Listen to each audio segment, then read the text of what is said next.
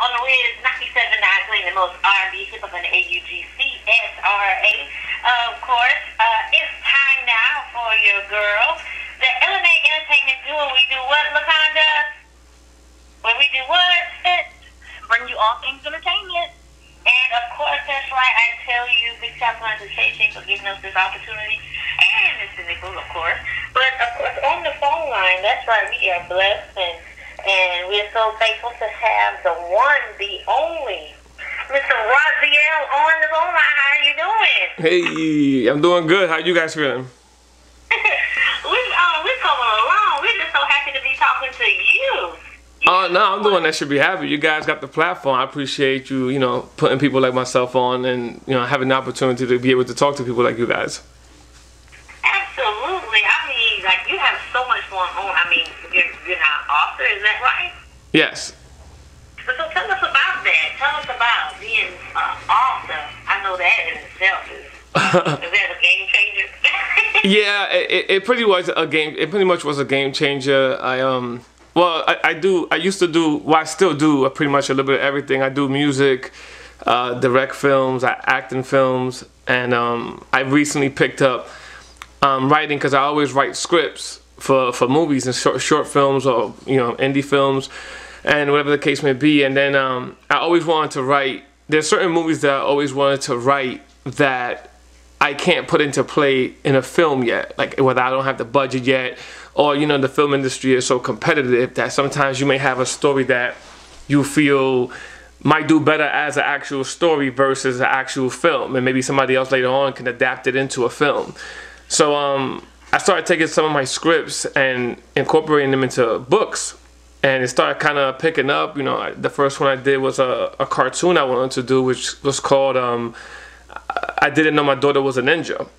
And I started off with that because I felt like it would, target kids and adults and parents alike and everything. So I put that out, and it was received really well. And in the beginning, I was so used to doing directing and films and acting and music that doing a book never crossed my mind in the sense of like being successful at it. So when I put it out, I said to myself, hey, if I sell 10 copies, I'll be happy. And then I started looking, the sales were going and going and going, and people started recommending it. It ended up in Barnes & Nobles, Walmart, Amazon, all those places. And, from there I kind of got into it. And I also do public speaking. So then I recently wrote a book based off of my public speaking, my perception on life, titled, I don't want to curse on your line, but it's called Shut the F Up and Love. Okay. So, yeah.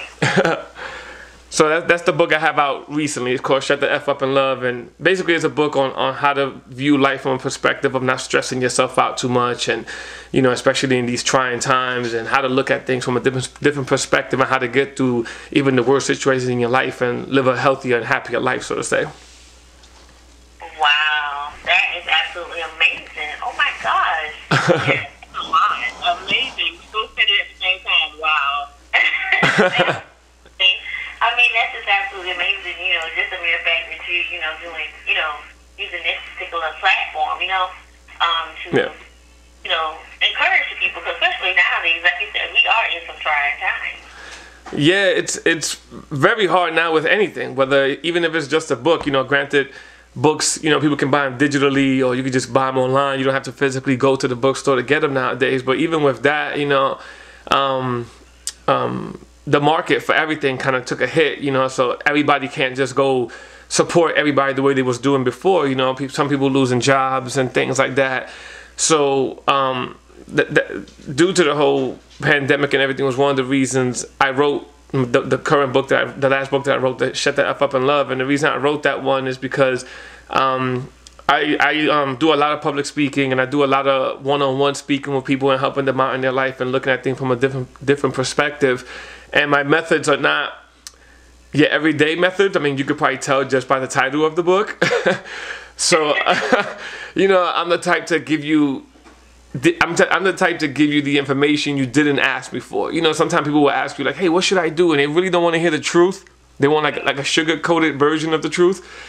But you're not going to do that. No, my life was nothing like that. So therefore, I don't know how to give somebody that. I don't know how to give you the sugar-coated version. So everybody I speak to always tells me the same thing, man, you should write a book, you should write a book about this. So with everything going on, I felt like right now probably be the best time for people to really buckle down and like really dig deep and find out, even with these trying times, what they could do to keep the boat floating, so to say, and keep themselves motivated, whether they are employed or not, or need to find new employment. I tell a lot of people now, right now is probably the best time to tap into whatever hidden skills you feel you may have. You know, right now probably be the best time for it. You know, whether you film or you act. You know, right now might be the best time to start doing those videos, start doing those short films, or submitting to certain companies. With everything going on, these companies are looking for films. They're looking for new faces and fresh faces that they can get out there due to everything slowing up. So, you know, I just never been the type to sit down before all this started. And now that all this has started and the world is kind of flipped upside down, I sat down and tried to figure out a way on how to go harder than I was going before and still make it efficient for myself and beneficial for the people that do support me. Absolutely. Wow, that's absolutely amazing. Absolutely amazing. So now, what kind of advice do you give our listening audience? You know, the ones who are listening right now, you know, they want to say, I want to be like Raxiel. I want to write a book. I want to be in music. You know, I want to direct. You know, what can you tell them? Honestly, the best thing I could say is, if you're afraid of anything, you literally need to stop being afraid of yourself. And what I mean by that is, there's a lot of people that want to do things like, for example, directing. Nowadays, or even music, directing and music go hand in hand to me. Nowadays, you can go to Target, Walmart, anywhere, Best Buy, something like that. And you can pick up a camera. You know, depending on what kind of camera you want to pick up, you can pick up a camera for as low as $300 to $2,000, whatever you want to, whatever is in your budget. And I tell a lot of people that want to get into film, especially, I tell them you can have the best camera in the world, but if your vision is not there, like if you are not that good with visualization or your imagination is what I meant to say. If you're not willing to take those risks, your film, even with the best camera, your film will still be horrible. So to say, it'll still be boring. How many movies come out now that $1 million budgets and the movie was okay? You know what I mean? Then you have a person that goes on Instagram and does something really cool on a skateboard, but they had an idea to flip this and put some colors and flip the camera around. You're just intrigued by 1 minute. And, you know, their following go up. And then, you know, through their following, they could create a cash flow, so to say. You know, sell T-shirts, do that. It's so many ways to start somewhere, take a detour, and end right back where you wanted to go. And that's what I do with a lot of the product that I run with, so to say. I dwell a lot on Instagram due to the fact I don't have like thousands and thousands of followers, but the followers I do have, they support what I do a lot due to the fact of it's never in one realm. So even though my passion is film, I have side passions like the book, and I have music and whatnot. So I'll take chapters from the book, so to say, and have somebody read it, and then incorporate that into some footage of like a woman walking or driving a car, and very inspirational looking video, along with some music that I made in the past. And I literally take all my hidden talents and put them into my major one, which is film. So now I have everything I created embedded into one solid project, not just the book over there and the music over here. All of it is literally rolling together. And the way I got to that point is the fact of literally not caring if people, in the beginning it was literally about not caring if people liked it. I really was like, I know I'm not that great. You know, when I was younger, I was like, I know I'm not that great yet. My visions are magnanimous. They're like the giant. But I know I'm not where I need to be skill-wise. So I need to trial and error. I need to hear, oh, that wasn't that good, or that was bad, that was okay. I need to hear that to make me keep getting motivated to the next level. And whether you go to school for it or, I mean, nowadays you got YouTube. You can just YouTube how to film a great movie nowadays, or how to fix the lighting on my camera, and you could literally, everything you want to find out, if you don't have time to like go to school and all that, everything is accessible to literally find out how to do it. Start a radio show, you know, become a photographer. You could literally become a photographer in 2 days. Go on YouTube, find out everything you need to find out about your particular camera, and the rest is literally your imagination. You know, so if you can incorporate your imagination and push all of your fear to the side and really not worry about nothing nobody's telling you, you'll make a name for yourself. You know, whether you go viral overnight or whether it take you some time, I can promise you that you'll literally make a name for yourself no matter where you go if you just listen to your gut and use your imagination to the full potential. Absolutely. Thank you so much, Mr. Raxiel. Now, how can I listen to keep up with you? Powerful. I'm sorry? Yeah, that was powerful. It was. Oh, thank you, thank you. Oh, that was amazing. That was some powerful advice. No, yeah, thank you. You have to be sometimes, like, I don't know how much of my past you guys know, or I know Tiki hooked me up with you guys. Tiki is a really close friend of mine. I used to do music with her very heavy back then. We used to do a lot of shows in Atlanta and Florida. And we've sat down before and talked, me and her, about a lot of things. And she's very in tune with my past, so to say, like, yeah, Tiki's awesome. Like, Tiki, I haven't, like, done business with her for a long time, but it was funny. I ran into you guys' page, and I think I liked something or said something on your page, and then she caught wind that I said something, and then she was like, hey, you know what? You need to talk to these guys. And then she just set it up, like, instantly. And I was like, okay.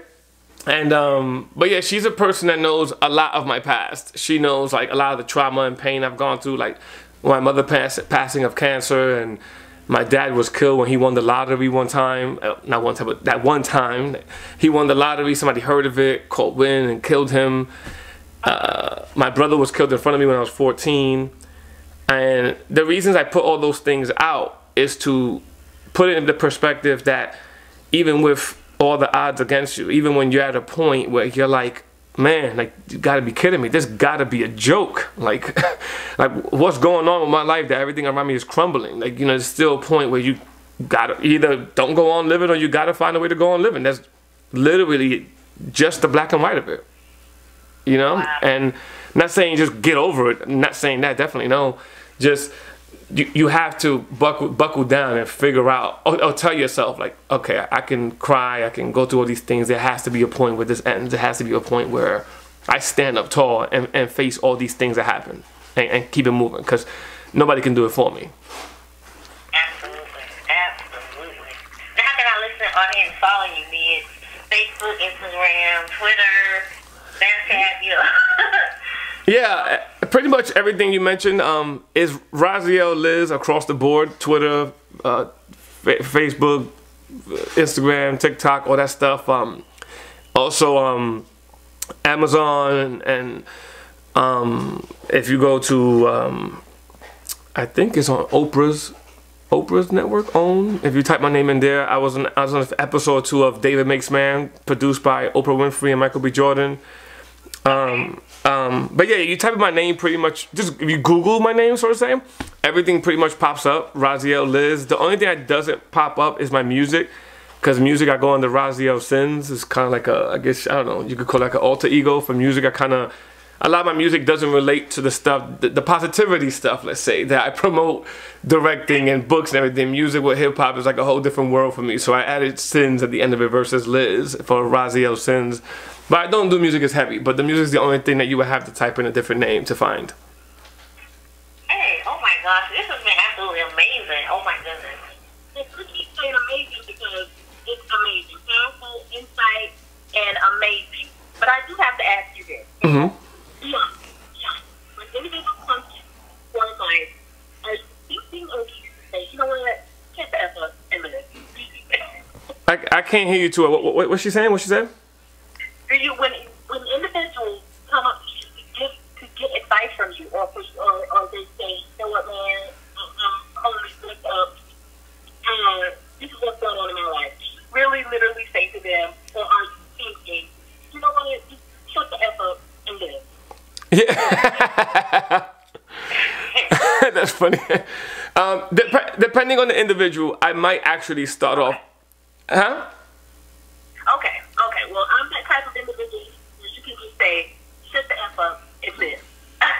Well, yeah, you know, I mean, it's gotten to the point where I've actually said that to people. Like, I've had people come to me with tears in their eyes about things and talk to me, and I'll listen. And, you know, I'll let them get everything out, and I'll literally start off my conversation by saying, you know, first you need to shut the F up and start loving yourself before you keep going. And they'll look at me like, whoa, what was that? And then when I start speaking to them and kind of getting into in more in depth of what I'm trying to say to them, they get why I say that. So in answer to your question, yeah, I do actually start off a lot of conversations like that. I do say, you know, you need to shut the F up and start loving yourself and loving the blessings you have that you're not aware of. And then I'll go into something else. And depending on the person, sometimes I don't say that because I don't feel like they can actually handle me saying that. I might say it as aggressive, but not with the curses involved. So. Oh, you are a man. That's all I can say. So when we hit you up on Instagram, you just say, "Sounda, shut the F up and tell me." Yeah, I'm with it. I'm with it. Okay, got it. Got it. Oh my gosh. Absolutely amazing.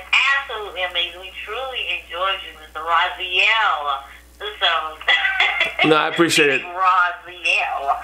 I appreciate that you said my name correctly. Everybody messes it up. I was actually shocked. You said it right the whole time. Oh, thank you. Thank you. Thank you. Thank you. To God be the glory. Yes.